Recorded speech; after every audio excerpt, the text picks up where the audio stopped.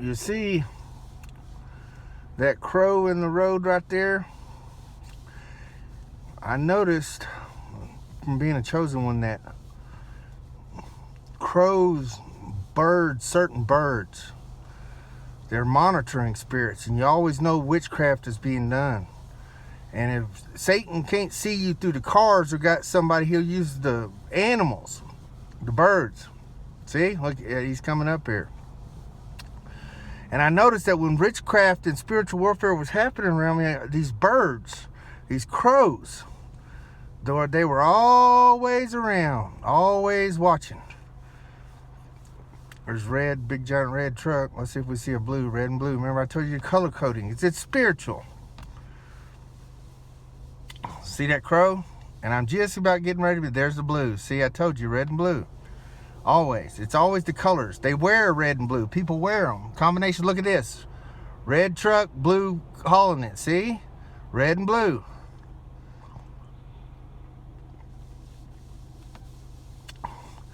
Now, see this crow, he's just waiting. He walked all the way up the road. When does a crow walk up a road? Never. But they're watching. Like I said, he's always watching. And the harder you hit Satan with spiritual warfare, and the longer, I'm telling you, the harder he's going to hit you back. He's going to come back at you. And, you know, it just goes to show you that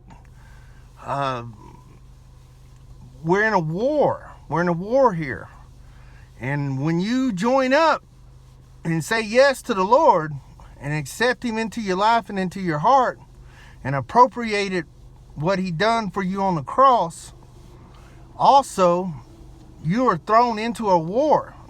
And the war itself has been going on for ages, and it goes back and forth. It's not just you can tell sometimes you're on a losing end, sometimes you can't. You can even tell by the weather what's happening with you in the weather. Yeah. And I just want you guys to know that it's tough. It's tough on the chosen one out here, and it's not easy. You know what I'm saying? So I just wanted to give you guys the words of encouragement to just keep pushing forward no matter what. I mean, the noise campaigns I get, Satan, I can't even read my Bible no matter where I go. I was way out in the woods yesterday, and I started getting surrounded by people with dogs, running packs of dogs and stuff like that. Every time I try to open my Bible, something happens. And I mean, there's stuff going on in Israel and stuff going on here, around here with the tariffs and everything that's happening. There's a famine coming. There's a famine coming, you guys. It's going to get bad. But not for the chosen ones. You got to remember, God always took care of his chosen ones in the Bible. Like Elijah, when he was with the widow woman. The food never ran out. And I think Jacob, it was in a land of famine. And everybody was around him was starving, but he was thriving. You know, they even came and dumped a bunch of rocks in his wells to try to plug up his water. They were so jealous of him because they were starving and he was being blessed by God. So you got to remember, you're going to be okay no matter what. No matter what the situation is, no matter how dire it looks, God is going to take care of you. And he always works last minute, you guys. Always. He's going to work last minute on you. That way, I wonder why he always worked last minute on me. Look at that crow. He's just monitoring. He's a-coming. Yeah. And he always works, like I said, last minute. It'd be 1 second to midnight. All hope is lost. You ain't got the rent. You ain't got this. You ain't got that. And that's when his grace can operate the most. And he always worked last minute. I needed new tires on my car, but he made sure I got every last mile out of those new tires before he gave me something new.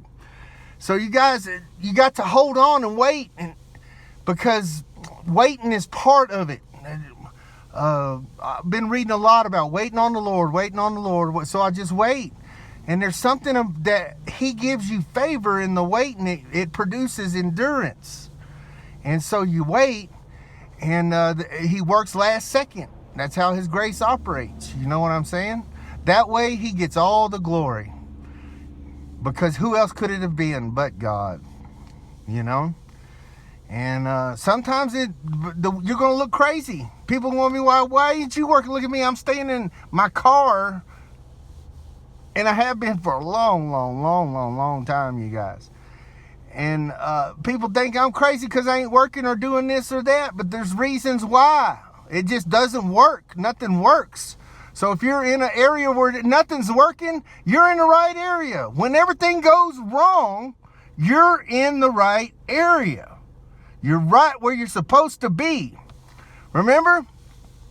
Joseph.